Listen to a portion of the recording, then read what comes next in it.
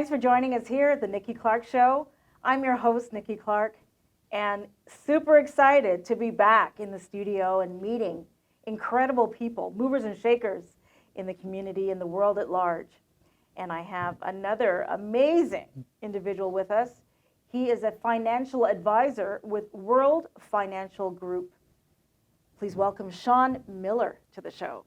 Thank you so much for having me, Nikki. Oh, it's a pleasure. Thank you so much. I'm so happy that we finally can meet in person. I mean, we could have met. I know. But now we get to meet in person. It's a beautiful experience just to be able to reconnect again. Absolutely, absolutely. I know for myself there were so many moments of reflection and making a list of all the things that I want to see when we come at the end of this. So we're almost there. Yes. Yeah, and it feels great. So tell us a little bit about your background leading up to making that big decision to become a financial advisor. Thank you. For those of you watching and listening, if you can't tell by now, my name is Sean Miller, and I have a little bit of an accent. A little bit. Born and raised in London, England, and I actually immigrated here when I was 16 with my mother, and I was not too happy to come to Canada, to say the least, because my family, my friends, everyone who I knew was in England. Then I was being taken to a new country where I didn't really have too much family, no friends. But needless to say, I was actually able to meet some amazing friends. Some of them, I don't know, God just works in mysterious ways. And I actually connected with two twins who were actually in my backyard in England. They were from North London. I was from Southeast London. We connected, and fast forward, I was able to graduate in architecture. And then during that position, I was offered my first job in my field. But this is where the story really begins. I want to hear it. And it's at this moment in time where my mindset was I wanted to pursue my education and I wanted to pursue my master's in the field of architecture. So my naive mindset was thinking, thank you so much for this position. Right now, could you wait a few weeks so I could get my school schedule, and then I can come back to you and share with you the days that my courses are, and then maybe I could work 3-4 times a week part-time. I could work Saturdays on the weekends maybe. And they essentially told me Monday to Friday, 9 to 5, take it or leave it. And it was at that moment that I really started to recognize that the world that I thought was really nice and friendly, there were different perspectives that I didn't encounter in the beginning. And at that moment, I respectfully declined, and I continued my studies at U of T. However, during this experience, as I was studying, some life experiences really came my way, and it got me to really question the direction I was on and if this is what I wanted for my life. Some personal things that happened with family, but also during work. And I really started to leverage the advice one of my mentors gave me, which was, if you're unsure about the direction you're going in career-wise or just certain things you're looking to accomplish, find someone or a few people who are maybe 10, 20, 30 years ahead of you and interview your future. And that's what I did. I found a few of my professors, a few of the older students within my program, and really started to kind of ask everyone, what is your family life like? Are you enjoying the time that you have after you've worked? Are you feeling like you're getting paid what you're worth? And the general consensus, I wasn't overly excited about what my future could look like. And even as I was working as a room manager while I was studying part-time, I was working as a room manager at a banquet hall doing corporate events and weddings and things of that nature. And just a few of the experiences that I encountered there working in somewhat of a corporate environment, it wasn't something where I was overly enthused to continue pursuing. But what really put the nail in the coffin, I would say, was me experiencing firsthand my mother. This is someone who I see as a well-educated, sophisticated, knowledgeable lady in the field of accounting. She's been working in that field for 25 years plus. And this woman would work tirelessly. She would just go above and beyond the average work 9 to 5. Sometimes I would see her not go to bed until maybe 12, 1, 2 a.m. And those are the times when I, regretfully so, should have been studying, but I wasn't. But I still saw her put in so much time, so much effort. And there came a point where the company she was working with went through a restructure. And essentially what happened, all that time and effort that my mom was putting into this company, they basically said, thank you for your service. Here's your severance package. I hope you're able to survive. And there was no consideration about, are you a single mother? Do you have any children? How much children? Is this job going to take away from your ability to provide?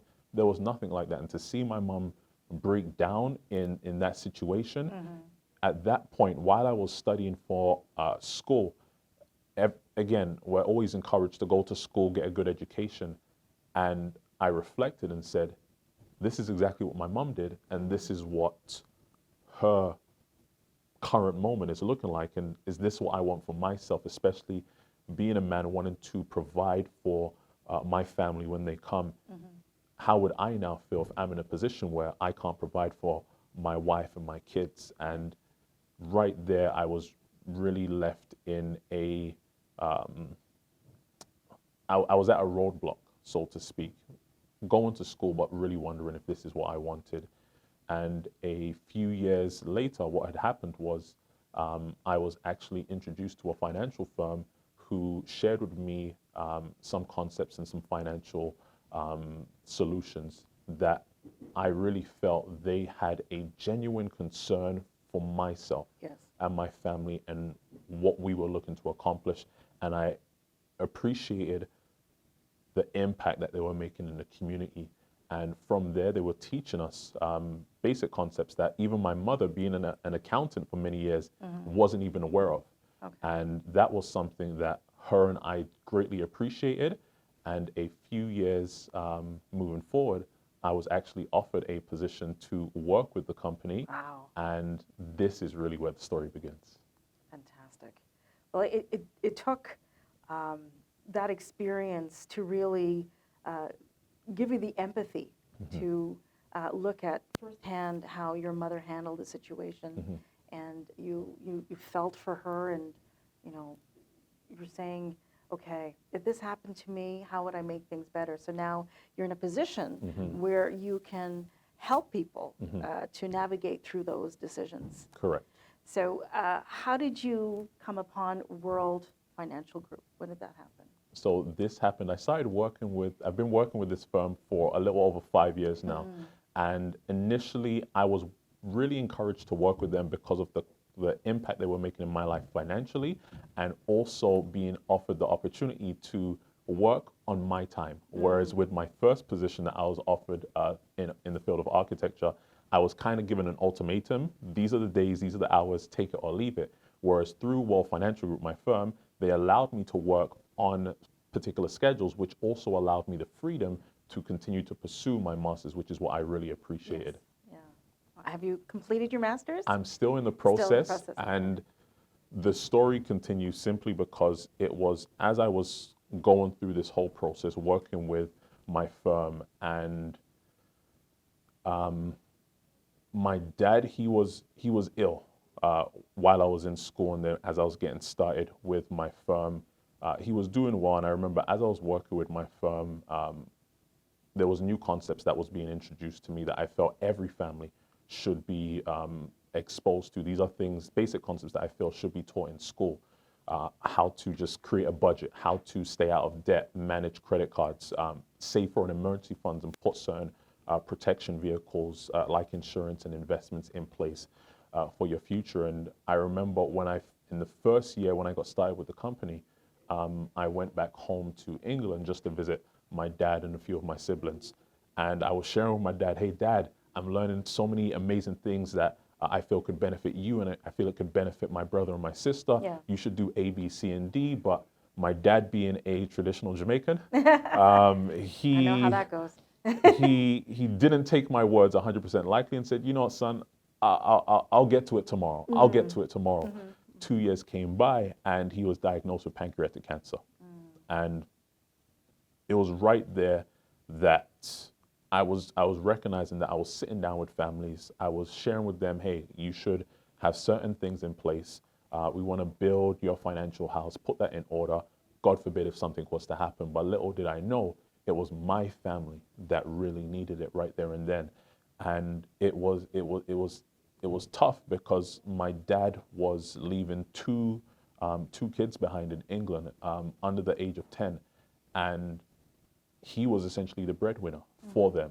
And me understanding what certain solutions could have provided for them and the fact that he didn't have it, now I'm recognizing the impact that could be made in my brother and sister's life in England simply because of those solutions. And I truly feel that every family needs to just be aware, first and foremost, of their finances and connect with someone who is able to give them a foresight into the future and to help them build a solid financial plan for themselves, so that what I've experienced with my dad doesn't have to happen to many people, or we can help at least alleviate the after effects. Absolutely. Now, Sean, you must have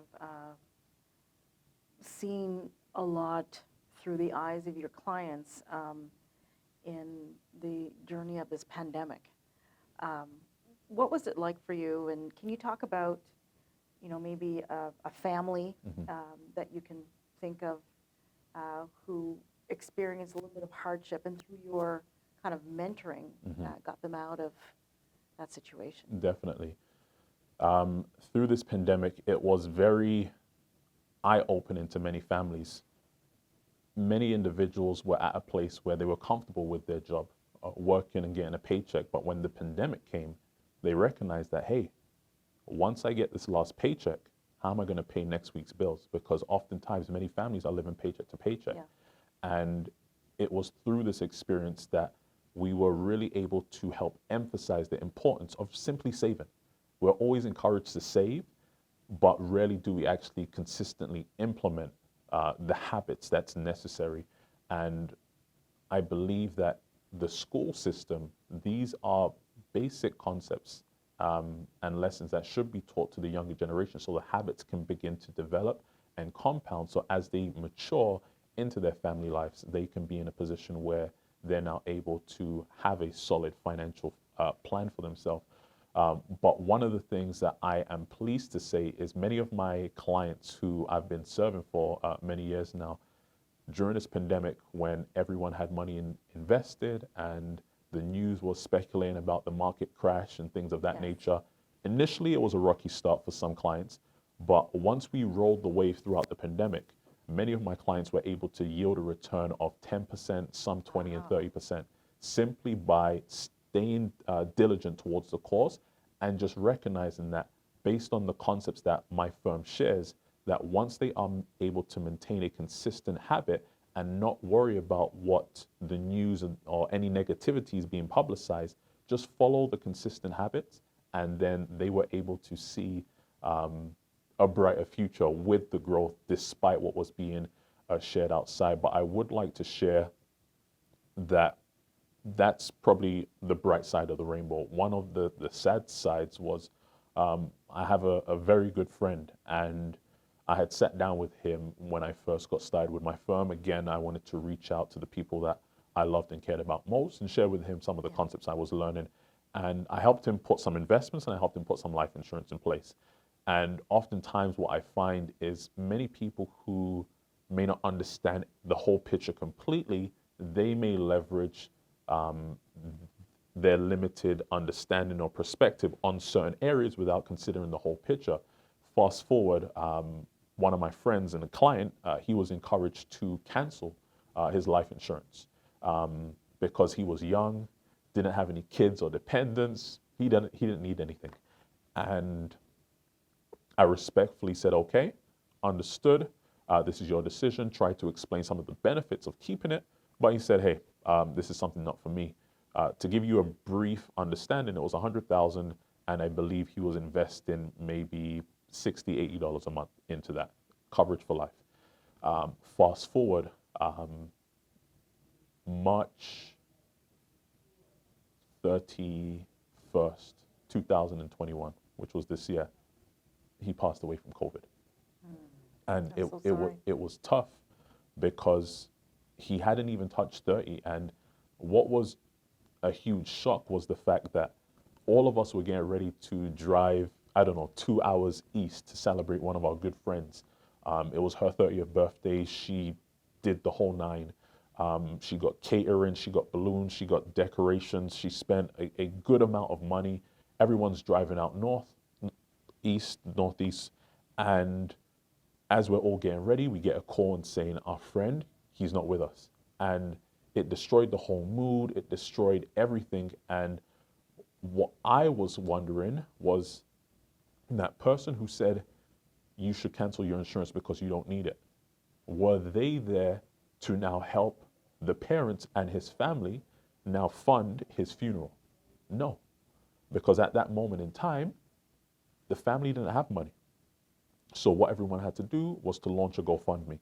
And thankfully, he was loved by so many people. We were able to raise around $20,000 within 24 hours. $20,000 in 24 hours for him. But what I was wondering was, this is good, it helps. But within the time he had his protection and his coverage, he could have implemented 100,000 into his family, for his mother, his father. He had sisters, he had, I believe, a niece or a nephew, and that could have been something that, it's not a lot of money, but it could have made a difference helping certain people. And it's those experiences that really make me recognize the importance of having your finances in order, whether it is insurance, investments, or just getting out of debt, Sure. because we never know, tomorrow's not promised. No. And it's during those moments when we experience it, that's when we start to question and say, only if, what if I had? And this is what I'm really passionate about when I sit down with my clients, especially during this pandemic, is really to share with them, I never want to wish anything bad on you. But in the event something doesn't go exactly how you plan, what's your plan? Right. And yeah. And that's the sad part of it, is that a lot of people don't have a plan. But thank goodness for yourself and the team around you to help bring that shed of light and help people organize for the future. Yeah. I think a lot of people are a little bit find looking at the future daunting. But do you find, well, you know, what we went through the last 18 months, people are forced to reckon with a future and really looking at a structure of how they should move forward? Definitely. With Yeah. so much unfortunate passings because of this pandemic, many families' eyes have been opened to recognize that, hey, people talk about death, but now we're seeing it in such a rapid scale. And then it really gets people's mindset to wonder, if this happens to me, with it being so frequent within our world, not just in Canada, but within the world, I need to make sure that my family is taken care of. And many people have increased their awareness and their desire to have certain types of insurances, whether it's life or things like critical illness or disability. And also it's gotten people to recognize, which I'm thankful for, the importance of just saving money and just having money saved in an emergency funds in your regular bank. Because more often than not, when thankfully the government was offering the CERB checks, that was a great help and assistance, but many families had to wait a certain amount of time. Yes. However, if many families just had $5,000-$6,000 saved up, they would have been great, not worrying about when the next CERB check is coming in, because they have everything they need. A little bit of a buffer. Yeah. Exactly. And this is really what I'm thankful that this pandemic has really helped to open the eyes of many families. And for everyone who is thankfully still with us today, we're in a position to now not make the same mistake than the people before us, but to put things in place so that ourselves and our families can have such a brighter future. Excellent. Well, thank you for, you know, summarizing that so eloquently, and yeah, very, very amazing work that you do. Thank And people have I think, not a really great understanding of how fragile life is until it actually happens in front of them, and the experience is not one-off, but it's direct and it's frequent. And so this is the stark reality that people live with now, that they have to take their life in their own hands through your guidance. Thank you. Excellent. So how can people reach out and connect with you on social media, set up an appointment to talk about their life moving forward? The easiest way to connect with me would be my business line, which is 416-801-1442. Social media, this is more so of my personal life, but feel free to connect with me there. Facebook, which is my first and last name, Sean Miller. There may be different Sean's out there, so just try and capture my handsome face. Yes. And through Instagram, which is therealmr.miller. But the easiest way I would encourage everyone to reach out to me would be 416-801-1442. Thank you so much for what you do. Thank you so much. It's a great example. Thank you. All right. We'll be back.